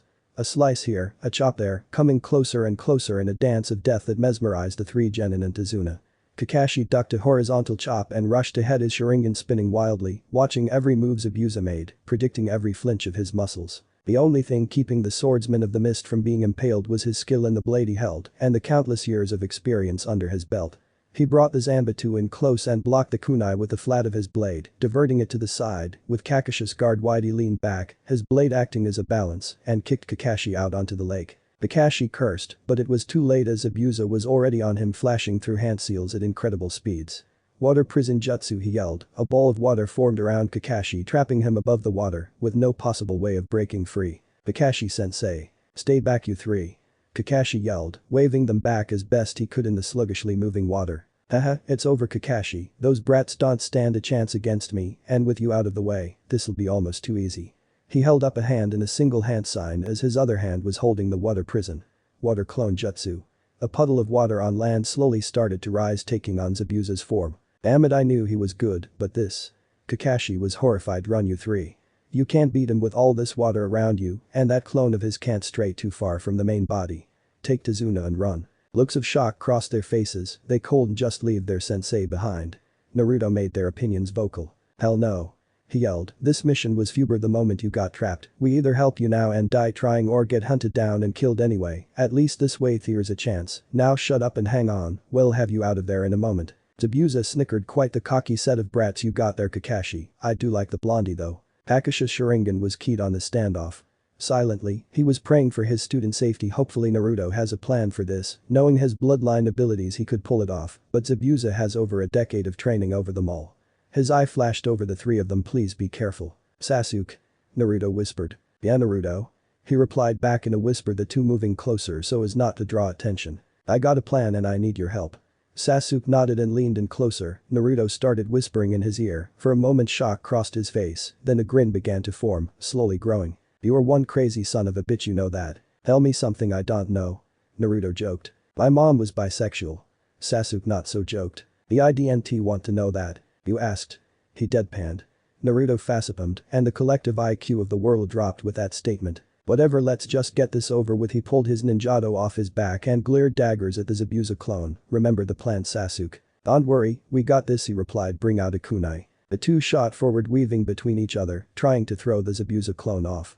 Naruto slashed at Zabuza's legs, who brought his Zanbatsu down to block the debilitating strike. Naruto smirked and held up a hand in a single hand seal. A dozen Narutos appeared around Zabuza and tried to strike with their shadow ninjatos, but Zabuza jumped back and swung his sword in a wide arc, cutting through the clones like smoke. Now Sasuke. Naruto yelled, bracing himself on the ground. Right. He growled back, placing a foot on Naruto's back as he leapt high into the air, tossing several shuriken to keep Zabuza on his toes. The last Uchiha fell at the missing nin, with both hands charged with a tosser. The water clone brought its sword up to block with the flat of the blade. Sasuke could only smirk as both his hands touched the blade. A violent arc of electricity coursed down the blade to the clone's arm. The twin tossers shocked the water clone from head to foot, causing it to burst into a puddle of water. Zabuza chuckled from his position next to Kakashi. Those kids aren't half bad, that one already has a decent grasp at elemental jutsu. You have no idea. Kakashi mumbled, which earned him an odd look from Zabuza. Alright Sasuke, phase 2 go. Naruto rushed to the water's edge, flashing through hand signs as he gathered a massive amount of chakra. He slammed his palms onto the edge of the water and shouted, ice release. Frozen wave. Zabuza's eyes flew wide. Ice release. He gasped, too shocked to even notice that Naruto had flash frozen the lake surface and Zabuza's feet to the ice. Meanwhile, in a nearby tree hidden from view and watching the battle, a young voice gasped as well, but that's my. The voice couldn't say any more. It only watched the fight with much more interest, keeping a closer eye on the blonde boy. Back with the battle, Zabuza was cursing. Looking down, he saw his feet were firmly frozen to the ice. He turned his eyes back to the genin, only to see Sasuke throwing several kunai at him. Most of them wouldn't have been much danger to him, but one in particular was heading right for his face. With another curse, he yanked away from the kunai, dodging all of them, but in doing so released the water prison jutsu. With a quick swing of his sword, he had broken away from the ice and jumped back from the two children and the newly freed Kakashi, who was hacking up a mouthful of water. So Blondie has Heimton as well, eh? That kid just got a lot more interesting. Zabuza flicked a few more chunks of ice off his foot and got into a ready battle position with his blade down and to his side. Kakashi spat up the water and got to his feet. You, huff, won't lay a hand, huff, on Naruto, Zabuza. He wiped water from his mask and pulled another kunai out. You three have done enough, stay back and protect Izuna. But Kakashi-sensei, Sakura began. No buts, Kakashi growled. He turned a glare on the demon of the mist. That same trick won't work on me twice. Zabuza, the man in question, only raised an eyebrow, which looked kind of funny with his lack of eyebrows and all. Big talk for a waterlogged scarecrow, come get some then. He egged Kakashi on. In a flash, the two were crossing blades again. This time Kakashi seemed to be on even footing, as most of the water Zabuza used for his water jutsu was frozen underfoot. Zabuza noticed this. Haha, so an even battle, eh? Fine by me. He pushed forward on the back of the blade and forced Kakashi back. Kakashi-sensei, Naruto yelled. The Jonin glanced to the side for a split second to catch Naruto's ninjato. He nodded his quick thanks and brought the sword to bear just in time to catch a downward cut from Zabuza's Zanbatsu. With a crunch, the ice below Kakashi buckled but held under the pressure of the clashing blades. Give it up, Kakashi. In a battle of swordsmanship you can't beat a swordsman of the mist. Zabuza growled, kicking the Jonin away and holding his Zanbatsu up to point at Kakashi. That may be Zabuza, but I'm not just using a sword. Kakashi flipped through several hand seals with the sword still in hand and gripped his right wrist. The air around Kakashi slowly started to glow as a harsh crackling sound filled the air. What the hell is that? Zabuza asked, eyes wide at the sight. Rikiri. My own original jutsu. Kakashi growled, the lightning element chakra forming a circle of energy around him. And your death. Zabuza went into a deep kinjutsu stance, both hands on his blade. It was a purely defensive stance. The hell is with his hand? You can almost see the chakra there. What an insanely powerful technique. He tensed when Kakashi rushed him. Need to stay on my toes, one hit from that and I'm gone. Zabuza blocked the ninjato and spun out of the way of the Rikiri, the trailing edge of the technique, nicking him from the sheer concentrated power. Holy shit. Definitely stay away from that. And like a dance their duel resumed, Kakashi leading with a ninjato, while he used his Rikiri to keep Zabuza on his toes, both opponents knowing he only needed one strike to finish things. Meanwhile Naruto and the others were watching the fight with awe. Naruto and Sasuke were getting a tingling in their hands. They knew that the Rikiri was just a step in magnitude above the Tazer in power and concentration. The two genin looked at each other and flashed a devilish grin between them, a silent agreement to try and copy the technique together. Turning back to the fight, they were shocked to see Zabuza actually putting up a decent defense, that is until Kakashi stopped leading with a ninjato. He switched leading hands at the last moment, shocking Zabuza who had brought the flat of the blade up to block. The mist nin watched in horror as his blade was snapped off right above the in-curve of the blade. Kakashi used his shock to land a slash across his shoulder, severing the muscle there and causing the not-so-heavy Zanbatsu to the ground. Before Zabuza could get back and lose ground, a heel to his sternum sent him into a nearby tree. Not a moment later 4 kunai lodged into each one of his limbs, temporarily crippling him, and if he didn't get medical attention, permanently. It's over. Zabuza. Kakashi laid the edge of the ninjato against Zabuza's jugular, his Sharingan lazily spinning, only for that eye to widen in horror as a pair of senbon pierced the missing nin's neck, apparently killing him instantly. Zabuza's eyes bulged sickly as he slumped to the ground. Kakashi turned quickly, bringing the ninjato up in a reverse grip defense, but he lowered it a moment later when a short nin in a hunter mask dropped down from the trees. "Thank you for your help," the youth's voice called out, the pitch of the voice and the size of the body, meaning the nin couldn't be much older than Naruto and the others. "I hope you didn't mind me taking the initiative and killing Zabuza myself. He had become quite the elusive target and I wanted the satisfaction of putting him out of his misery myself." Kakashi knelt down and placed a pair of fingers against his jugular to feel for a pulse. There wasn't one. "Really dead," Kakashi mused. Standing up he turned again to the hunter nin. "It is no problem, hunter nin-san. Oh, so you know of the Kiri hunter nins?" You could almost see the hunter's eyebrow raised behind the mask. The figure stood a bit taller. "Yes, I am a Kiri hunter nin. Zabuza has been my target for quite some time. It's taken me a good 6 months to track the man down to Wave, but I can finally call this mission completed. You have my thanks." The nin bowed and shunshine to the body. Kakashi backed away. He still kept his Sharingan out in case this was some kind of trick, but when the nin vanished with the body he relaxed and covered the eye with his headband. He turned to his team and I smiled. Then fell flat on his face. "Must have overused the Sharingan," he remarked dryly as his team called out his name in worry. "Don't worry you three, I just have chakra exhaustion." "Then we better get to my home so you can rest," Izuna offered. Everyone nodded. Except Kakashi, who was finding it hard to even breath at the moment. And what a time to have an itch that he couldn't scratch. "Uo, are you alright?" A young woman looked down at the bedridden Jonin. "I am fine, Tsunami-san," Kakashi said weakly. The young woman above him was a fair sight to behold to the exhausted man, and she was quite the looker too. He mentally let out a little pervy giggle as he waved the woman off. "Just give me a week's rest and it'll be back to my old self." "Yeah, we can't have you getting even more lazy than you already are," Naruto teased the Cyclops, who gave him a blank glare. "Kakashi-sensei, just who was that ninja earlier?" Sakura asked. "That, Sakura, was a hunter nin." He turned his eye to stare at the girl. Each village has a division of hunter nin, however that particular nin was a part of Kira's hunter forces.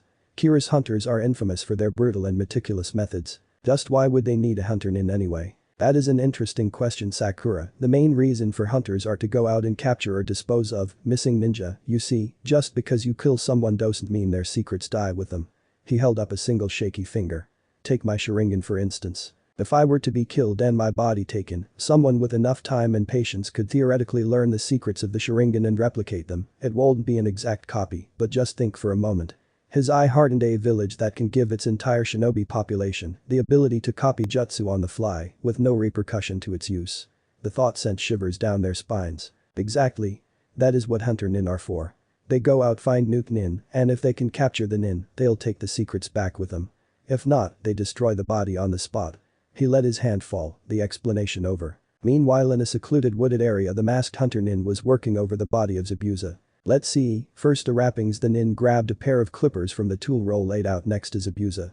The hunter was about to cut the bandages off Zabuza's face when a hand reached out and gripped the offending limb tightly. "That's enough, Haku, I can handle this part," he gasped out. "Oh, awake are you?" I'm surprised, normally I'd still be out for another hour. The newly named Haku joked. "Very funny." The missing nin grouched, slowly dragging himself to a sitting position. Still feeling the senbon in his neck he grasped the weapons and with a viscous yank that sent blood spraying everywhere the two barbs were pulled free. Haku placed a gentle hand on Zabuza's shoulder. "Please Zabuza-sama, please don't yank those out like that or you really will end up dead." Zabuza looked up at his apprentice's face, which was covered by the emotionless hunter mask. That mask had always irked the ex-Anbu Kirin, not because of what it symbolized, but that it was something that dredged up ghosts far gone and better left forgotten. He didn't waste time voicing his displeasure. "Haku, take off that damn mask already, will you?" The young hunter nin nodded and pulled the mask off, revealing a surprisingly beautiful face underneath. "So what now, Zabuza-sama?" The teen was curious, just what were they going to do? Kakashi was a problem, but so were the two boys that were with him, and judging by the skill levels of the boys, the girl was most likely skilled as well. "For now? Nothing. I need to get back to full strength," he growled, struggling to his feet. "After that, we go and kill the bridge builder. Simple as that." "What about the boy with Haimton?" Haku asked, curious. If he had Haimton, then, maybe. They'll think of something. Haku could only nod and follow along with his plans. The two nin made their way back to their hideout to heal. And plan. Uo. Kakashi's eyes flew wide and shot up from his futon, startling everyone in the room. What was that feeling? Kakashi's hand shook as he placed it over his face in shock. "I'm getting seriously bad vibes from this. Just why the hell does it feel like I'm missing something? I know Zabuza is dead." I felt his pulse. "Wait. Kakashi-sensei, what's wrong?" Naruto asked. Kakashi sighed. "Hunter nin are trained to destroy the bodies of the ones they kill on the spot." "You got that feeling too?" Naruto asked. Kakashi nodded, making Naruto tsk in annoyance. "Yeah, and?" Sakura asked, confused where her sensei was going with this. "What happened to Zabuza's body?" Kakashi asked out of the blue. Sakura tilted her head questioningly. I don't know, the hunter nin took it away." Now why would a hunter nin who was taught to destroy a body on the spot move a body much larger than them? And on top of that, what did the hunter use to kill Zabuza? Sasuke thought a moment. Senbon, used for acupuncture. His eyes widened. "No way." "Way, Sasuke." Naruto grimaced. "I had a feeling about it after Kakashi explained what a hunter was earlier, but I didn't think much of it until just now, when Kakashi felt it too." "Yeah, we fucked up." Kakashi sighed. "It's highly likely that Zabuza is still alive." He trailed off as both Tazuna and Sakura gasped. "But how?" "You checked yourself," Sakura said fearfully. "Senbon Sakura, Senbon." Naruto sighed. "Senbon, when used correctly, can do any number of things. For someone of Hunter Nin's skill, it's child's play putting someone in a death-like state." Kakashi nodded. "What Naruto said is true. If Zabuza truly is alive, we need to be on our toes until we can prove otherwise. Regardless, we still need to keep an eye out for any other people under Gaten's employ. It's not like it matters anyway," a voice said. Everyone in the room turned to a young boy who was just walking in the door. "Inari." Tsunami smiled. "Where have you been all this time?" "Hey mom, I was out for a walk." He turned to Tazuna. "Hey Gramps, welcome home." He walked over and gave the old man a hug. All in all, it was a sickeningly cute display of affection. Well, it would be if the little brat wasn't looking at the ninja in the room with an apathetic glare. "Inari, these ninja protected your grandpa, please greet them properly," Tsunami chided. "But mom, they're just gonna die, they can't beat Gaten." Naruto snorted at that. Inari turned to him with a glare. "What's so funny?" he demanded. Naruto chuckled for a few seconds before breaking out into full-on laughter. "What's so funny?" he demanded again, this time with a harsh edge to his voice. "Your kid." Naruto laughed, wiping a single tear from his eye. Before Inari could bitch, Naruto cut him off. "Kid, telling us that we're gonna die is like telling your gramps over there that he's gonna get a hangover from drinking too much. The only difference is we don't know when we'll die. Well, your gramps knows damn well when he'll get a hangover." He laughed again. "Kid, we're ninja, dying is a part of the job description. We are born and raised to fight, kill and die. For our friends, family and country." His grin turned into a bit of a glare, however, thinking well, die to some little troll like Gatm is insulting. That bastard doesn't have anything going for him but his money. From what your gramps has told us, the dude is as short as you are. He has nothing to fight us with himself, he hires his power. Then Inari began, suddenly feeling a bit out of his league in the argument. "Nope, wrong again." Naruto cut him off. "We just came out of a battle with an A-class missing nin and arguably one of the best swordsmen in the elemental nations. If that big of a bastard can't kill this team, who do you think will? We're not gonna die that easily, kid. If you think that, then we can take this outside and it'll show you a thing or two about ninja." Inari had a look of shock on his face at how blatantly his beliefs had been thrown in his face. He grit his teeth in anger at Naruto, mentally cursing the blonde bastard. "Who do you think you are? You have no right to come in here and talk that way to us. Do you have any idea how badly we've suffered under that bastard's rule? A ninja like you who probably has had it good all his life, what do you know?" Oh, the rest of his words were cut off along with most of his air as a hand gripped his throat. It wasn't a tight grip, just enough to shut him up and hold him off the ground. "Inari." "Naruto." The people in the room yelled. "Shut up and back off." Naruto growled at everyone in the room, his voice sounding slightly deeper as a bit of Kyuubi's chakra ran through his veins in anger. This kid needs a reality check. He tossed Inari on his ass. You want to know how good he spat the word my life was? The anger in his voice made Inari shake in fear. Do you have a family, a home, 3 square meals? He threw his hands around the room to point this fact out. Me? I'm an orphan, I didn't have any parents or family, I lived in an orphanage filled with spiteful people who would have seen me starve. I had to dig through trash and steal to even live. As for the villagers, nearly everyone in my village despises me. He spat a curse at a few choice people. For the first 7 years of my life I got glared at and ostracized by the very people I now protect. You want to call your life unfair? How about this? At 7 years old I was nearly murdered by the villagers I'm protecting, and it took me killing a dozen of them and nearly dying in the process to find someone who shared my lot in life. That woman took me in, and I've been what you might call happy. If you'd get your head out of you ass. Life sucks kid, get used to it and grow up. He flipped off the room and walked to the door. If any of you value your life y'all stay the hell away, you too Kakashi, I don't want to have to explain your death to Gigi. He slammed the door behind him. A few minutes of silence passed before what sounded like dozens of explosions, and the loud snapping of trees broke the silence. Kakashi-sensei. Is everything Naruto said true? Sakura whimpered a little bit as an angry yell ripped through the night, while bits of what sounded like splinters hit the roof of the house. Kakashi sighed. Yes Sakura, it was all true. His eye turned sad for a moment. Naruto's younger years were quite bad honestly, there was never really anything physical. Aside from that the villagers have done everything they can to destroy him, his life hasn't been. Everyone in the room jumped when a piece of tree impaled itself in the front door. But Kakashi finished. Sighing once again before laying back in his bed. The third had said that Naruto was a tad touchy when it came to his early years. But this. Best to give the boy time to work of his frustration else he'd find a hole somewhere he didn't want it from the collateral damage. Another explosion rocked the night. Yeah, give him a day or two. Kakashi sweat dropped. Ooh, it had been 2 days since Naruto's little blow-up. It was nighttime as we find our blonde hero sitting in a shallow crater surrounded by several mall trees. To say he had been creative in their destruction would have been an understatement, as even in a rage Naruto used the time to test new abilities. He looked around for a moment taking in the side of the destroyed clearing. There were several trees that had holes bored through them with scorched edges, from a rather interesting combination of lightning and wind-natured chakra. Had read about storm release which worked mostly the same way, but that was a water lightning Kekkei Genkai. This was something different as the piercing power of lightning mixed with the cutting power of wind. It was odd watching the wind chakra spiral around the lightning chakra, and it created something pretty fucking dangerous. He tilted his head to the side slightly to get a better look at the tree behind the one full of holes. Sure enough the tree behind that had a matching set, and the tree behind that. And the tree behind that. To continue off out of sight. Thinking he might have overdone that jutsu a bit, he looked down to his poor singed tail, which was free of his pants, as he had wanted to see if his clone's training with the thing had paid off. To an extent would be a good description. He had found that by channeling a jutsu through his tail, he could call forth skills through said appendage, for instance, going through seals and smacking the ground with his tail to throw up an earth wall, or smacking a tree with a Tazzer-infused tail. All in all it was a productive blow-up if he did say so himself. As he passed out from exhaustion. Morning. Aku was humming a nice tune as she walked through the forest. It was one of the few places that she could just relax. It was quiet, peaceful even. But like all things, peace being one of them, it was simply a temporary thing. She had come to find herbs to help Abuser recover from the paralysis she had placed him under. It was her lot in life to serve the man. After all he had saved her, raised her as his own, and taught her everything she needed to know to be an effective tool for him, to be used. And abused at his whim. Thankfully the very few abuses had been near-death experiences due to her career choice, and not from anything more sinister.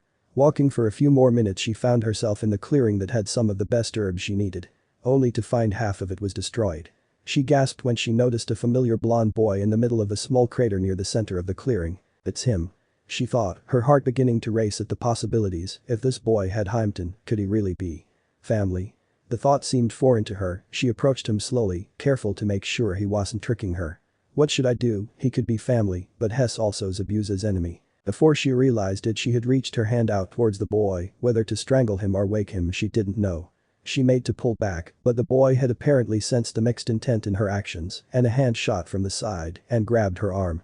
The boy shot up at his subconscious action and glared around bleary-eyed as sunlight filled his vision. Aku meanwhile nearly jumped out of her skin as she had barely registered the hang grabbing hold of her or the boy moving for that matter. Such speed. She flinched visibly at the contact. Naruto, only now coming to his senses, noticed the girl in front of him, or more specifically the hand that was grabbing the girl's wrist. With a quick apology he released her and backed away a bit. Aku quickly lowered in a small bow. I'm sorry if I startled you, I was just checking to see if you were alright. It's not good to sleep out in the open like that. Naruto on the other hand was shocked at how pretty the girl in front of him was, sure she wasn't Anko. Not many people were that crazy after all. But she had her own beauty to her. Shaking his head to clear his thoughts as her words caught up to him. No problem. Sorry if I hurt you or anything, I usually don't react like that when I sleep. He rubbed the back of his head sheepishly. She smiled. Don't worry, I may not look like much, but I can protect myself just fine. Wow, Shess got such a nice smile, weird though, why does she seem so familiar? He took in a deep breath of morning air, what looked like a yawn was secretly him testing the sense around him. Seriously, why does she put me on edge? Maybe it's because Shess that damn hunter nin you met the other day. Kyuubi growled inside his head. Naruto's eyes bugged comically, but he quickly calmed himself realizing if this girl knew who he was, then she could easily kill him if he wasn't expecting it. Hell, maybe that was why his hand acted the way it did, she might have tried to choke him in his sleep.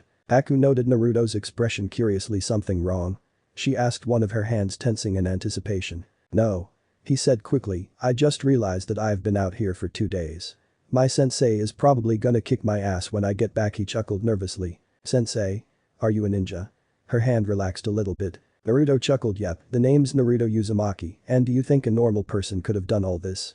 He made a small motion with one of his hands indicating the destroyed clearing. I suppose not. What are you doing out here anyway? She asked, besides destroying a perfectly nice clearing. Mentally rolling her eyes. Well. Heh. I guess I was training. I kinda blew up on the client's kid and walked off so I won't kill someone, I guess I took it out on the trees. At least it died for a good cause. He rubbed the back of his head in embarrassment and laughed when he noticed that the girl had that look on her face, that meant it was a bullshit excuse. Hey, just why are you out here, miss? Haku? My name is Haku, and speaking of the forest, I came out here to gather herbs for a friend of mine, this clearing had several of the herbs I needed. She raised an eyebrow at Naruto accusingly. Sorry. He apologized sheepishly. If you want I could have this place fixed up in a sec. Oh? And just how do you plan to do that? She placed her hands on her hips as if waiting for him. You might need to move a little bit so you don't get caught up in this. As she backed off from the clearing, Naruto used a simple earth jutsu to fill in the holes in the clearing, then running through several elaborate sets of seals he slammed his palms together. Wood release. Restoration. The air around Naruto started to buzz as the trees and plant life started to grow, the trees full of holes from Naruto's earlier experiments filled in, leaving no trace from their abuse. After a minute or so the clearing was even more vibrant than before, with many lush fruit-bearing trees and herb plants dotting the edges. Aku stood back and watched the transformation with wide eyes. Mokuton as well. Just who? Or better yet, what the hell is he? She was shaken from her amazement by the boy in question waving a hand in front of her face. Aku, hello? What? She started. You were spacing out there. Anything wrong? There was a genuine concern in his voice, despite the two being enemies, Haku was starting to grow on him. She was nice if a bit too polite. And no. Nothing's wrong. But he flashed one of his large smiles which made Haku blush slightly. Wait, blush? Haku was having the weirdest reaction to the boy, she felt a bit hot, steamy even. It started at her toes and worked its way up, she felt comfortable around him, even more so than with Zabuza himself. Well, I better pick the herbs I need for my friend, I've been out here longer than I should have. Okay, it'll help you. He threw her a thumbs up and the two went to work gathering the herbs she needed. Every once in a while Naruto would ask about a certain plant and its uses, to which Haku answered the best she could. All in all, it was a pleasant experience for the both of them. Standing up to wipe the sweat from her brow, Haku sighed, that should be enough. The small basket in her hands was filled to the brim with herbs. She turned and smiled to Naruto. Thank you for helping me, it was fun while it lasted. Oh, it was no big deal. Naruto grinned back. It would be a crime not to help a pretty girl like you. Haku couldn't hold it anymore as she let out a laugh. It wasn't a loud laugh, but it held an honest humor to it, like she was pushing aside all her troubles and just enjoying the moment. I had fun today, I wish I could stay, but my friend needs these herbs soon, he'll be seeing you. She turned and walked away, but almost as an afterthought she stopped. Oh, and by the way, I'm a guy. Before continuing on her way. An obvious lie. Kyuubi mentally snorted, you can practically feel her attraction for you, she's just making shit up so she doesn't have to face you. Naruto raised an eyebrow at the retreating girl. If she's attracted to you, go work your heroic mojo on her. Hehe. Naruto flashed a little grin at that, if this lady had the hots for him, maybe they wouldn't have to fight Zabuza after all. Naruto snuck up on the retreating girl, a crazy plan forming in his mind.